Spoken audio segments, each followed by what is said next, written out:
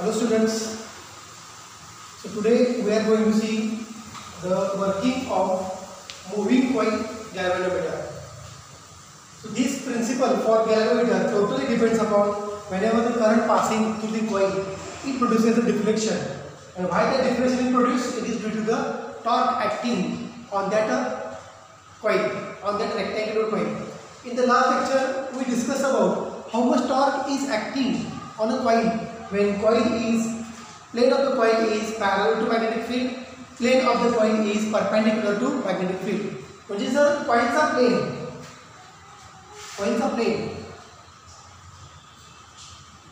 आतल्या बाजूला आहे आणि इकडे काय आहे फील्ड डायरेक्शन आहे.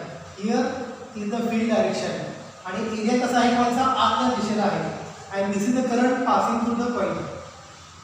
This we had discussed in the last lecture.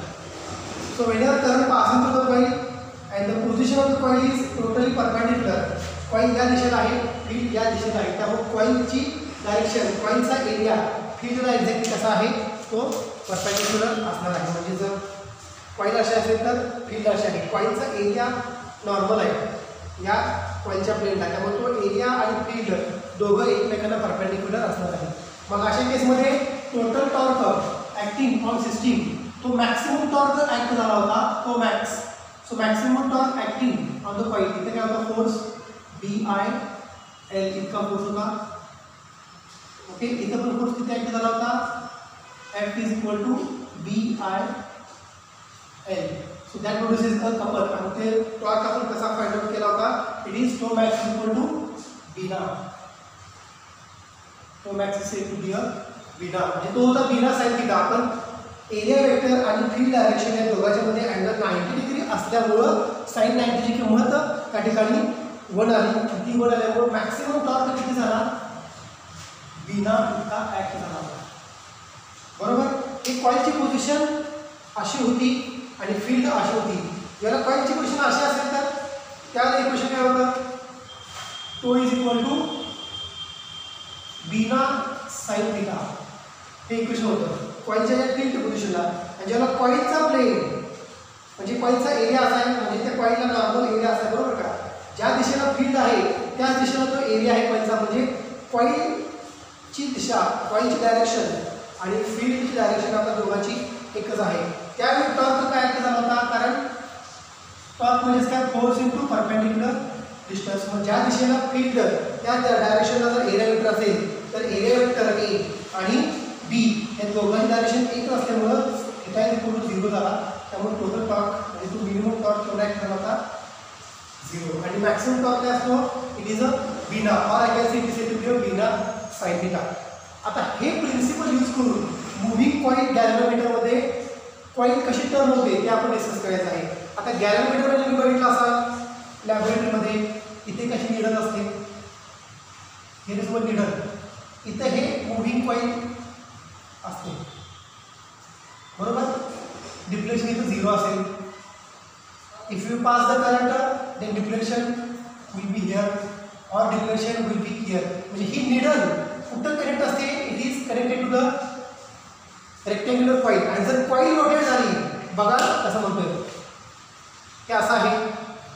Coil जर रोटेट झाली तर हे सुद्धा इकडे चेंज होणार. कॉइल जर इकडे रोटेट झाली तर ही निडल सुद्धा काय होणार? या डायरेक्शन चेंज होणार. म्हणजे जसं कॉइल चेंज होईल तशी निडलची दिशा सुद्धा काय होणार आहे? बदलणार आहे. इथं कॉइल आहे, इथं निडल आहे. कॉइल अशी झाली, निडल इकडे जाणार. कॉइल इकडे गेली, निडल या दिशेला जाणार. म्हणजे deflection of the coil that will produces deflection of the needle into the moving coil galvanometer. म्हणजे तुम्ही गॅल्व्हनोमीटर बघितलेलं आहे. It is a small current measurement device. Small current ज्याला पास होतो सर्किटमधून, तो करंट किती स्मॉल आहे ते कोण मेजर करतं? That is measured by the moving coil galvanometer. मग ती जी निडल कनेक्ट असते कशाला? रेक्टँग्युलर कॉइलला.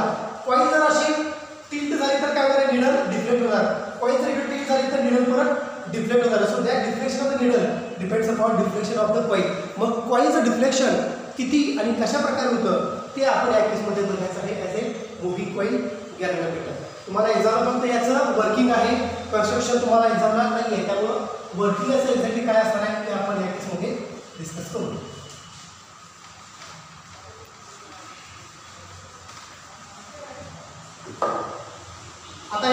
केसमध्ये बघा, in moving coil thermometer there is a rectangular iron core. हा असा रेक्टँग्युलर आयर्न कोर असतो which is placed in between two horseshoe magnets. Two horseshoe magnets. Horseshoe magnets are always used to produce the radial field. Horseshoe magnets are always used to produce the radial field. आता हे समोर बघतोय म्हणजे मला हा असा दिसणार आहे, horseshoe magnet हा असा काहीतरी दिसेल. त्या दोघांच्या मध्ये कोणामध्ये दोघांच्या मध्ये हा कोण आहे, iron core.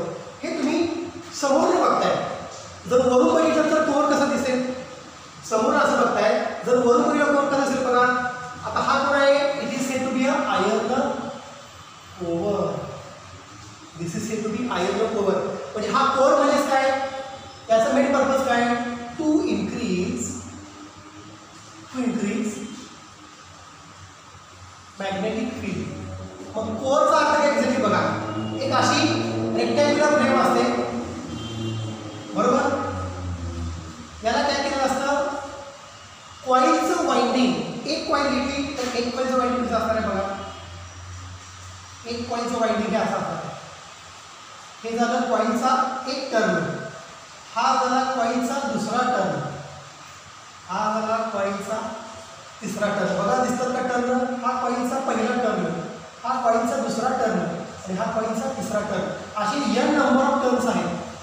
Coil is wounding on the rectangular frame, so it is acting as a iron core. त्याच्यानंतर काय होणार, डिफ्लेक्शन होणार आहे. आणि याच्यामधून जो काय करंट पास होणार आहे, याच्यामधून जो काय करंट पास होणार आहे, that current will able to deflect the coil. Current able to deflect the coil हे प्रिन्सिपल आपल्याला माहिती आहे. ज्याला करंट फ्लो होणार त्याला काय होणार आहे, कॉइल विल डिफ्लेक्ट. आणि या करंटमुळे जी फील्ड याच्या अराउंड तयार होते, that field which is use to again the deflect the coils. Okay, so we will see how that iron core is said to be deflect. आता याच्या केस मध्ये आपल्याला डिटेल मध्ये कसं डिस्कस करायचं आहे ते आपण बघू. एक्सपेरिमेंटल अरेंजमेंट जी बुक मध्ये दिली आहे ती फिगर आपण डायरेक्ट या ठिकाणी आपण डिस्कस करूया.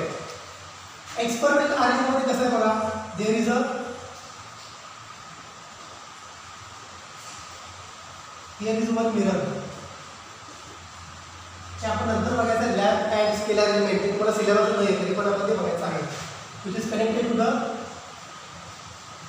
Iron core. हा असा कोर आहे. ओके, याला वाइंडिंग आहे, लक्षात घ्या याला वाइंडिंग आहे.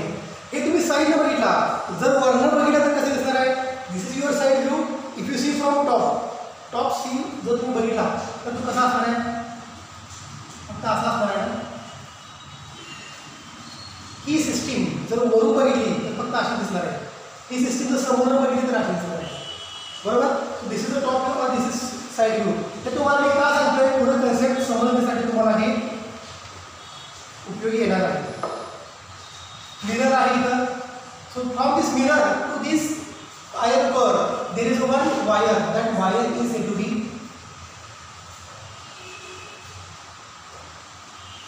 phosphor bronze wire. आता phosphor bronze wire काय आहे ते पण आपण नंतर बघायचं आहे. This iron core is placed into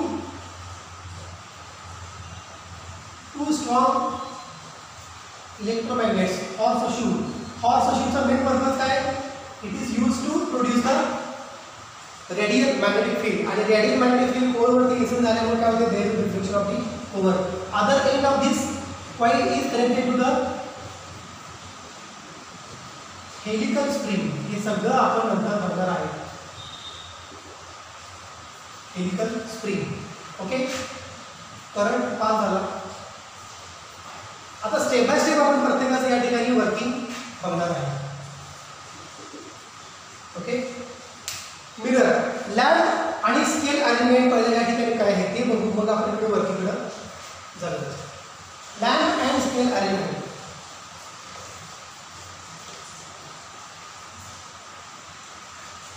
So you know about the reflection of light. When the light is incident on the mirror, light is suffering the reflection. जर अशी मिरर असेल, लाईट म्हणून यायला लागले, इथं डिटेक्टर आहे, तो काय करणार आहे, याच्यापासून लाईट किती रिफ्लेक्ट झाली त्याचं काय करणार आहे, डिटेक्शन करणार आहे. त्यामुळे या ठिकाणी काय आहे, एक डिटेक्टर. लाईट अशी आली, इथे इन्सिडेंट झाली, बरोबर, इट कॅन बी रिफ्लेक्टेड. मग 30 डिग्रीला जर इन्सिडेंट झाली तर ती बरोबर 30 डिग्रीला रिफ्लेक्ट होणार आहे का, I is equal to R, angle of incidence is equal to angle of reflection. म्हणून 30 डिग्रीला जर इन्सिडेंट झाली तर 30 डिग्रीला ती बरोबर काय होणार, लाईट रिफ्लेक्ट होणार आहे. आणि ते कोण करणार आहे, detector, can be indicated by that detector. जर मिरर अशी झाली तर लाईटचा अँगल ऑफ इन्सिडन्स चेंज झाला, कमी झाला किंवा वाढला. जर मिरर अशी झाली तर लाईट अशी येणार, it will be reflected like this. म्हणजे मिररच्या पोझिशनवर काय डिपेंड आहे, reflection of that light which is coming from lamp. बरोबर आहे. मग मिरर कधी डिफ्लेक्ट होणार आहे, मिरर पुन्हा कनेक्ट केले रेक्टेंग्युलर कॉईलला, कॉईल जर डिफ्लेक्ट झाली, याच्या खाली कोण आहे, कॉईल आहे, मिररच्या खाली कोण आहे, कॉईल आहे. जर कॉईल डिफ्लेक्ट झाली तर काय होणार आहे, mirror associate to be deflect. त्यामुळं जशी कॉईल डिफ्लेक्ट होणार तशी मिरर डिफ्लेक्ट होणार, तसं ती त्याच्यावर जी लाईट इन्सिडेंट होते त्याचं रिफ्लेक्शन सुद्धा चेंज होणार आहे. So with respect to coil mirror changes its position. Coil इकडे आली, मिरर इकडे येणार, कॉईल त्या साईडला गेली, मिरर सुद्धा या साईडला डिफ्लेक्ट होणार. म्हणजे सुरुवातीला होती मिरर अशी, लाईट इन्सिडेंट झाली, लाईट रिफ्लेक्ट झाली, मिररची पोझिशन चेंज झाली, कशामुळं, कॉईलमुळं. परत इन्सिडेंट रे आणि रिफ्लेक्टेड रेचा अँगल चेंज झाला, कॉईल इकडे डिफ्लेक्ट झाली, मिरर इकडे डिफ्लेक्ट झाली, इन्सिडेंट रे इन्सिडेंट झाला, रिफ्लेक्ट झाला. त्यामुळं जशी पोझिशन मिररची चेंज होईल तसं angle of incidence, angle of reflection of light it will change. आणि त्याची इंटेन्सिटी जी काय डिटेक्टरमध्ये काउंट होणार आहे ती सुद्धा चेंज होत जाणार आहे. या सिस्टमला काय म्हणत असतं, it is said to be a lamp and scale arrangement. Light coming from lamp incident on mirror and reflected from the mirror detected by the detector. So that arrangement is said to be lamp and scale arrangement. आता इथे बघा coil आहे, मी apply केला field कशी आहे, radial अशी आहे field, radial. रेडियलचा अर्थ बघा, रेडियलचा अर्थ बघा, जर आपण इलेक्ट्रोस्टॅटिक्स कन्सिडर केलं तर फील्ड कशी असणार आहे, पॉझिटिव्ह चार्ज पासून बाहेर पडलेली, ओके, अशी असेल, बरोबर, अशी फील्ड असेल. आणि जर जिथून ती फील्ड बाहेर पडली त्या सरफेसला जर फील्ड लाईन्स एक्झॅक्टली परपेंडिक्युलर असतील तर अशी फील्ड लाईन काय करणार आहे, परपेंडिक्युलर एक्झॅक्टली त्या पॉईंटला असतील तर फील्ड अशी बाहेर पडणार आहे. जिथून स्टार्ट झाले तिथून परपेंडिक्युलर एक्झॅक्टली असतील तर हे अशी बाहेर पडणार आहे लाईन्स. म्हणजे ही फील्ड कशी आहे, रेडियल फील्ड. तर मॅग्नेटमध्ये कसं असणार आहे, एन पासून बाहेर पडलेले एक्झॅक्टली त्याला त्या अशा परपेंडिक्युलर असणार आहे. म्हणजे ही फील्ड कशी आहे, it is said to be a radial magnetic field. It is always perpendicular to the point from which it originates. आणि या लाईन्स पुढे गेल्यानंतर एकमेकांना कुठंही ओव्हरलॅप किंवा कुठेही एकमेकांना इंटरसेक्ट होत नाही. आणि या रेडियल फील्डमुळे काय होते, पॉइंट गेट्स रिफ्लेक्टेड. हे झालं लॅम्प अँड स्केल अरेंजमेंट. आणि फॉस्फर ब्रॉन्झ जे आहे ते सुद्धा आपण आता बघायचं आहे. If you apply the field, what happens to the coil? The coil is said to be deflected. याला म्हणतो आयनोपोल.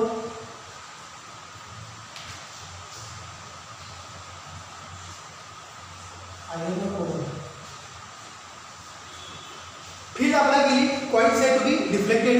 पण डिफ्लेक्शन ऑफ कॉईल तुम्हाला माहिती आहे, कॉईल कशी डिफ्लेक्ट होईल, इकडे पण फोर्स अप्लाय होतोय, इकडे पण फोर्स अप्लाय होतोय, करंट पास होतोय, करंट असा पास झाला त्याला वरून खाली चाललाय आणि हा कंटिन्यू असा वर येणार आहे, बरोबर आहे. पण करंट खाली जाते म्हणजे फील्ड कशी असणार आहे, आज हे बघा ना, आपण लास्ट एक्सला बघितलं आहे, हा खाली म्हणजे फील्ड येणार बाहेर, तुम्हाला आज म्हटलं बाहेर येणार, F is equal to BIL आणि इकडे F इज इक्वल टू काय असणार आहे, BIL.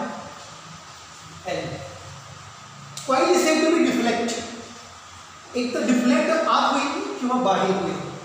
बघा कॉईल अशी आहे, करंट पास झाला, फील्ड प्रोड्यूस झाले, कॉईल एक तर अशी डिफ्लेक्ट होईल किंवा अशी डिफ्लेक्ट होईल, डिपेंड्स अपॉन करंट कसा पास झालेला आहे. It is passing in clockwise और अँटी क्लॉकवाईज. मग ही इकडे डिफ्लेक्ट होईल किंवा इकडे डिफ्लेक्ट होईल.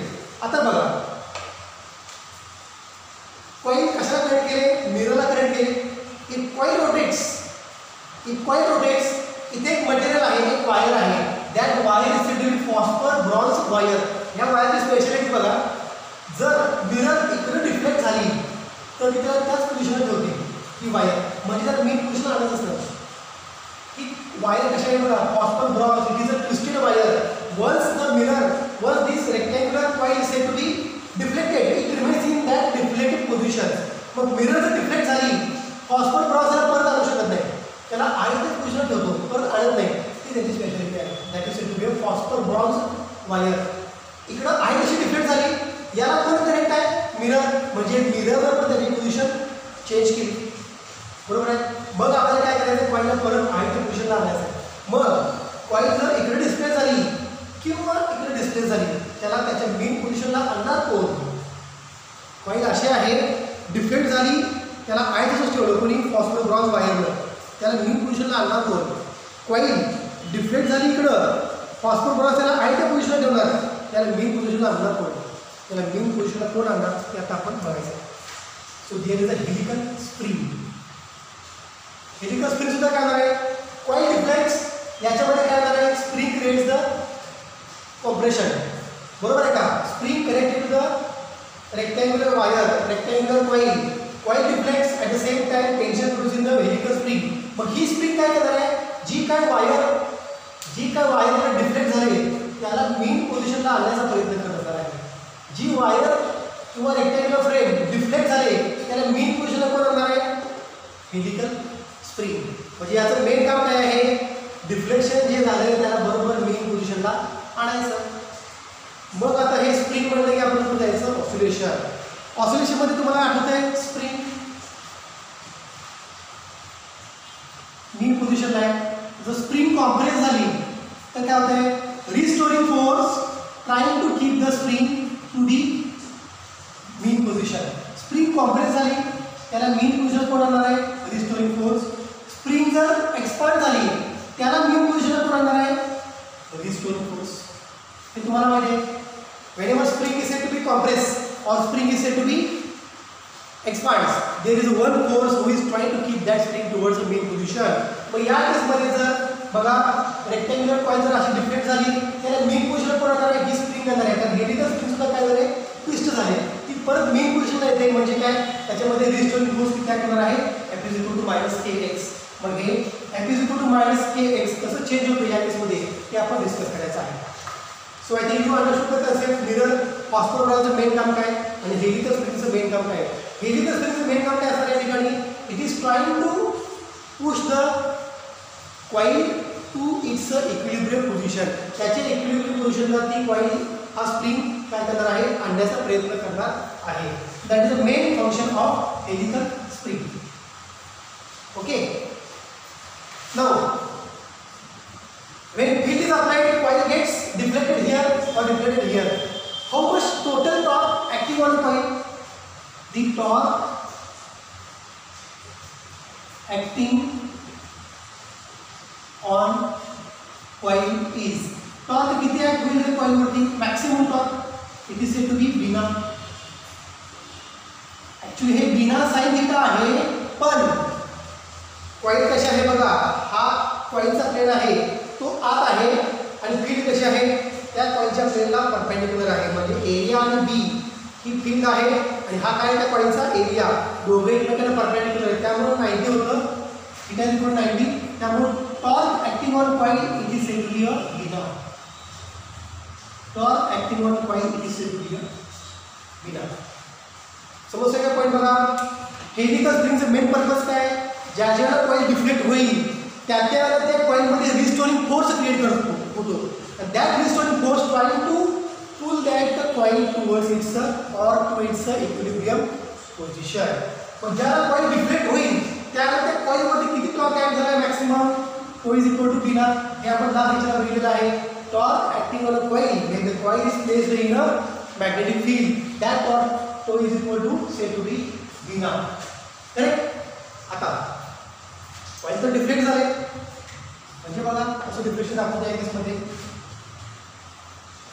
ही त्याची काय मेन पोझिशन. आता थोडीशी कॉइल जर इकडे डिफ्लेक्ट झाली म्हणजे अशी दाखवून आली कॉइल होती अशी तुम्ही दुसरी कुठलीही पोझिशन कन्सिडर करू शकता, काय प्रॉब्लेम. अशी होती ती आता काय झाली, अशी डिफ्लेक्ट झाली. म्हणजे किती अँगलनं कॉईल त्याच्या इक्विलिब्रियम पोझिशनपासून डिफ्लेक्ट झाली, थिटा इतक्या अँगलला डिफ्लेक्ट झाली.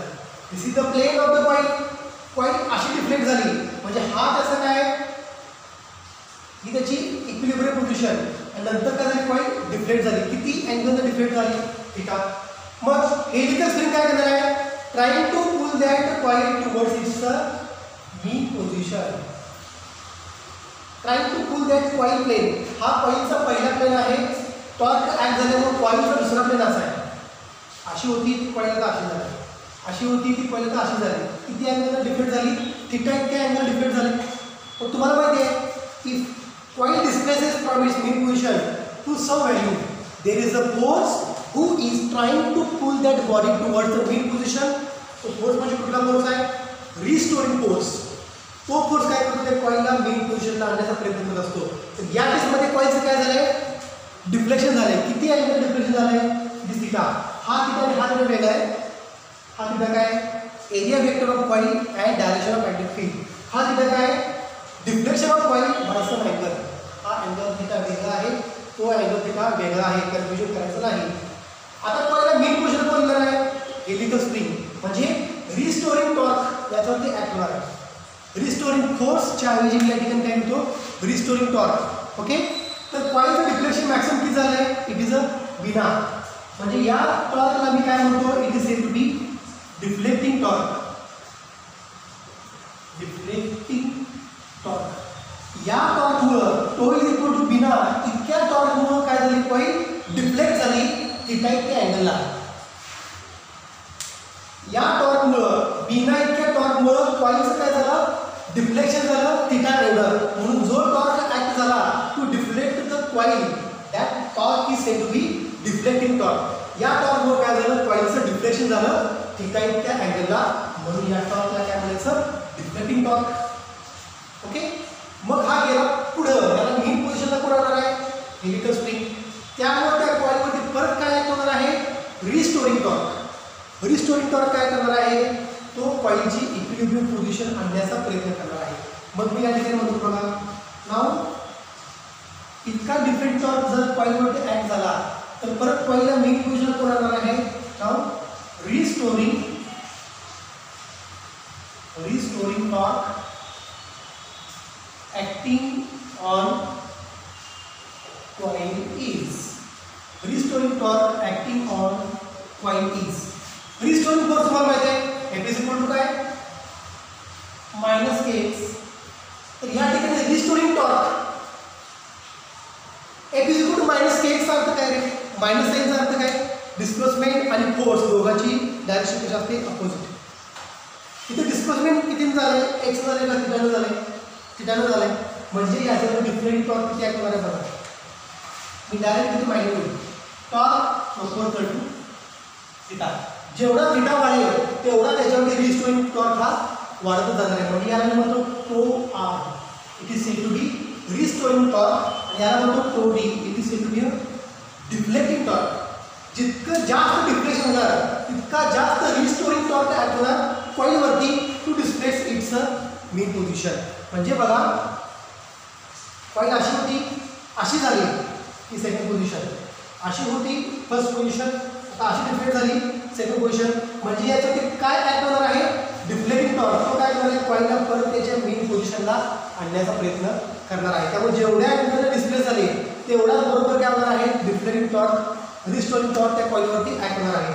So I can say tau is equal to tau proportional to theta, tau is equal to another constant. तिथं होता मायनस के होता, इथं आपण फक्त मॅग्नेट घेतले, तो proportional to theta. So to is equal to, I can say it is a k theta, one constant. Restoring torque to R, equation 2. किती torque act झाला म्हणून कॉईल डिफ्लेक्ट झाली, तो डी. बिना इतका टॉर्क, बिना BINA, magnetic field, current, number of turns आणि area vector, बिना इतका टॉर्क ऍक्ट झाला म्हणून कॉईल डिफ्लेक्ट झाली. त्या डिफ्लेक्ट झालेल्या कॉईलला परत मेन पोझिशनला कोण येणार आहे, restoring torque acting on coil. तो रिस्टोरिंग टॉर्क असणार आहे जेवढा जास्त अँगलला कॉईल डिफ्लेक्ट होणार तेवढा त्याच्यामध्ये जास्त रिस्टोरिंग टॉर्क ऍक्ट होणार. म्हणजे तो रिस्टोरिंग टॉर्क किती आहे तो R = K × theta. Is it clear? म्हणजे तोडी इतक्या टॉर्कला काय झालं कॉईल डिफ्लेक्ट झाली आणि तो R इतक्या टॉर्कला काय झालं कॉईल त्याच्या मेन पोझिशनला आली. मग मी या केसमध्ये असं म्हणतो बघा देअरफॉर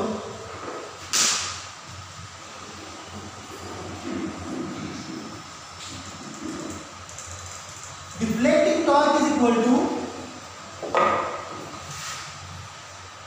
जितका टोडी जास्त तितका टोक जास्त असणार. मी या ठिकाणी असं इक्वेट करतो deflecting torque is equal to restoring torque. जेवढा टॉर्क जास्त आपला होणार कॉईलला डिफ्लेक्ट करण्यासाठी तेवढा जास्त टॉर्क ऍक्ट होणार कॉईलला त्याच्या मेन पोझिशनला आणण्यासाठी. Because for every action there is equivalent opposite reaction. ही जर ऍक्शन असेल बिना त्याला बरोबर रिएक्शन काय असणार आहे टॉर्क = K थिटा. जितका जास्त deflect torque is equal to तेवढा जास्त काय होणार आहे रिस्टोरिंग टॉर्क त्याच्यावरती ऍक्ट होणार आहे. So that much restoring torque acting on a wire. Therefore किती टॉर्क आपल्याला कॉईलला डिफ्लेक्ट करण्यासाठी मॅक्सिमम पोझिशनला थिटा इतका टॉर्क ऍक्ट झाला इज इक्वल टू किती रिस्टोरिंग टॉर्क ऍक्ट झाला कॉईलला to deflect its extreme position म्हणजे deflected position to its main position. It is K × theta.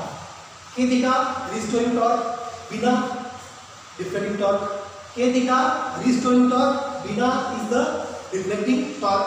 Therefore आता हा जो K आहे याला काय म्हणतात माहिती का is a torque constant. Therefore, K I can calculate torque constant is equal to BNA बघा BNA I upon theta. कारण काय चेंज होणार आहे करंट आणि थिटा चेंज झाल्यानंतर डिफ्लेक्शन चेंज होणार आहे. फील्ड तीच राहणार आहे नंबर ऑफ टर्न्स पण तीच असणार आहे. एरिया कॉईलचा चेंज होणार आहे का एरिया वेक्टर नाही. त्यामुळे हे बाहेर येते लक्षात घ्या.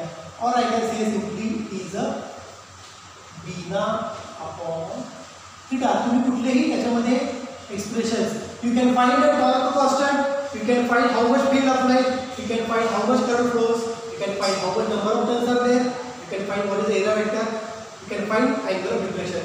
म्हणजे एक जर याच्यामध्ये कॅल्क्युलेट व्हॅल्यू माहिती असेल तर तुम्हाला थिटा काढता येतो किंवा ए काढता येतो किंवा एन काढता येतो. बघा नंबर ऑफ टर्न्स कॉन्स्टंट आहेत, कॉन्स्टंट घेतले तर फील्ड जर कॉन्स्टंट ठेवली तर एरिया कॉन्स्टंट ठेवला तर करंट पण कॉन्स्टंट ठेवला तर काय होणार आहे थिटा. जेव्हा तुम्हाला थिटा माहिती होईल then you can find the torque constant किंवा याला म्हणतात deflecting constant. So using that torque constant can be calculate or कॉईलचं डिफ्लेक्शन किती झालं theta is equal to BINA upon K. म्हणजे बघा मगाशी मी फिगर काढली होती, इथं कॉईल होती, इथं निडल होती, निडल त्याच्या मेन पोझिशन पासून इकडे डिफ्लेक्ट झाली. म्हणजे तुमचा काहीतरी करंट दाखवला होता 1 मायक्रोएम्पियर जो 0 होता. म्हणजे डिफ्लेक्शन त्या निडलचं किती झालं कॉईल जेव्हा डिफ्लेक्ट होणार आहे त्याच वेळेला काय होणार आहे निडल डिफ्लेक्ट होणार आहे. Whenever coil is said to be deflect needle is said to be deflect. म्हणजे किती अँगलला डिफ्लेक्शन झालं आहे ते तुम्हाला इझिली कॅल्क्युलेट करता येऊ शकतं in moving coil galvanometer. So this is the working for moving coil galvanometer. You should know only the condition that deflecting torque Bina always equal to restoring torque K theta. Deflecting torque Bina always equal to restoring torque K theta. You can find deflection or you can find the torque constant. Okay, we stop from this case. The next lecture we will discuss the magnetic force acting on two parallel coils.